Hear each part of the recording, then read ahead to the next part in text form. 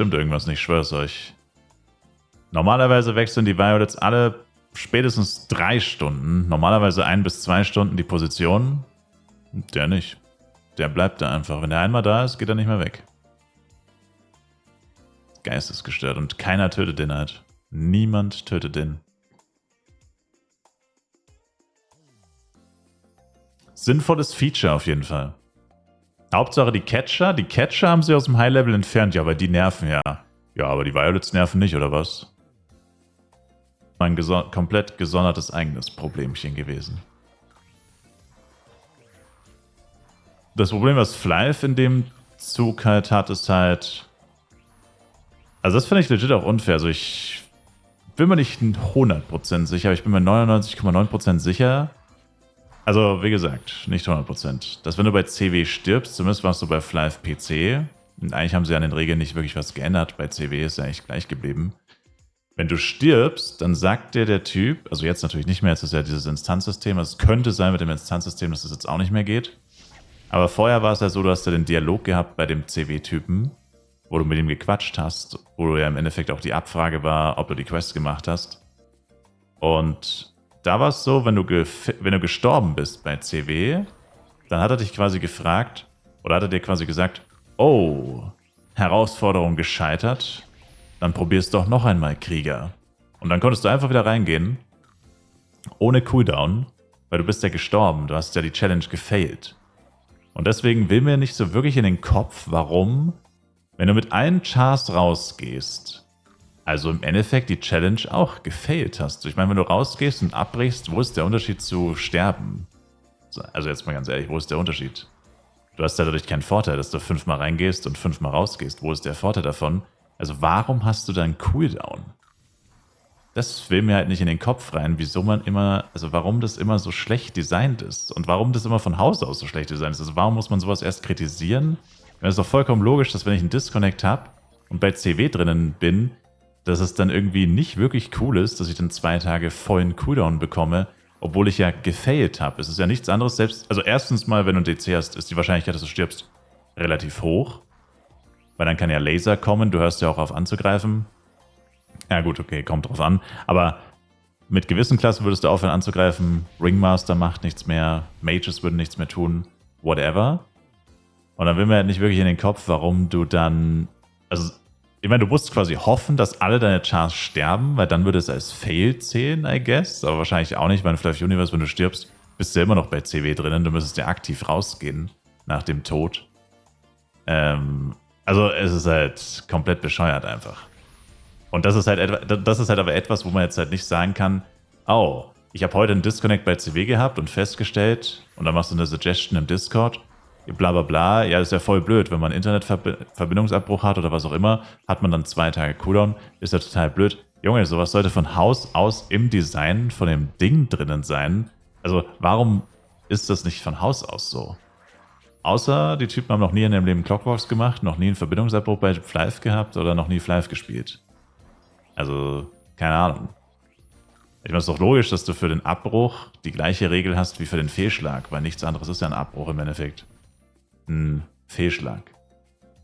Also das ist jetzt nichts sowas Spezielles, wo man sagt, okay, das ist so ein extra Einzelfall, so besonders, das passiert so gut wie nie. Das kann man nicht von Haus aus wissen. Also ist logisch, dass das nicht, sag ich mal, von Haus aus bedacht wurde, sondern es ist literally Serverabsturz, eigenes Internet weg, whatever. Und du fliegst halt dadurch raus. Also, keine Ahnung. Und wie gesagt, bei Flyve PC, beim Disconnect bin ich mir nicht sicher, was bei Flyve PC passiert, wenn du bei CW disconnectest. Aber ich glaube, bei Flyve PC ist es tatsächlich das Gleiche. Ich glaube, bei Flyve PC ist das tatsächlich das Gleiche. Bin mir nicht 100% sicher. Aber, ja.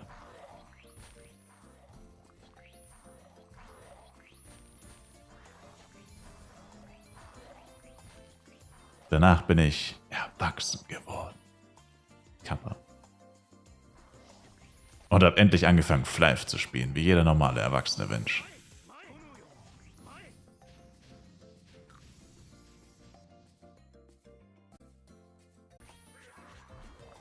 Das Gefühl, in letzter Zeit wird die Menschen viel Schmuck plus 18 verkauft. Ja, das ist meiner. Ich sortiere gerade ein bisschen aus. Weißt schon, den alten Plunder ein bisschen loswerden. Platz für Neues schaffen. Du weißt schon. Das wertlose alte Zeug rausschmeißen.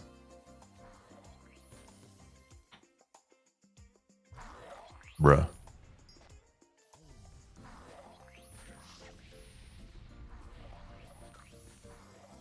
Die alte abmurksen und nach Kasachstan auswandern. Ah, Moment, habe ich das laut gesagt? Hold up. Ich hasse nämlich Mathe und würde niemals jemandem bei Mathe helfen. Denn Mathe ist Satan. Satan ist Mathe.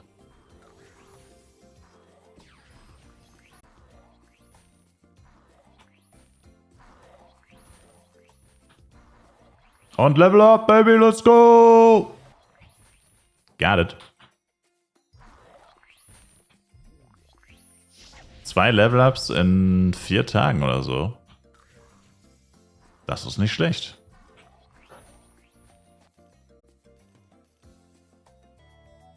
Absoluter Fehlschlag. Der ganze Tag ist im Arsch. Was ist denn passiert? Ich bin aufgewacht. Und weiter? Nichts. Ich bin aufgewacht. Das war's. Tag im Eimer. Der Tag ist im Arsch.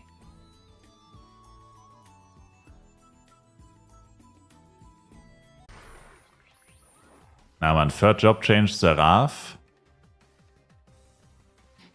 kann einfach seinen Stick in 2 Teile brechen. Neue Waffe, Nunchakos. Das ist einfach ein Stick, der in 2 Teile gebrochen ist. Also Bloody Nunchakos sind dann einfach Bloody Stick in 2 Teile gebrochen. Und Int verleiht ihm dann Critical Magical Hits. Und seine Auto-Attacks werden durch Int gebufft. Und dann wird er einfach zu so einem Kleriker, der macht Auto-Attacks, aber die skalieren auf Int. Und pro 100 Int kriegt er 20% Critical Magical Attack. Das heißt, ab 500 Int hast du 100% Critical Magical Attack Chance. Und dann machst du nur noch Critical Magical Attacks. Und dann BAM, BAM, BAM.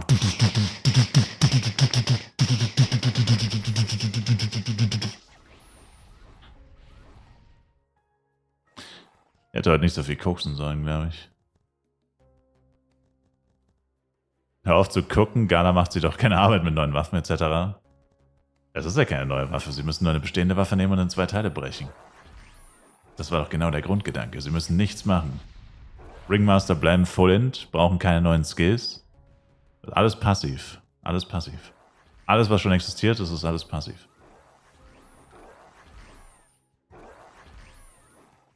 Natürlich Magie-Attacks, also kein Block. Ja, das war ja der Gedanke. Deine Int wird quasi in Magie-Angriffe umgewandelt. Magie-Auto-Attacks.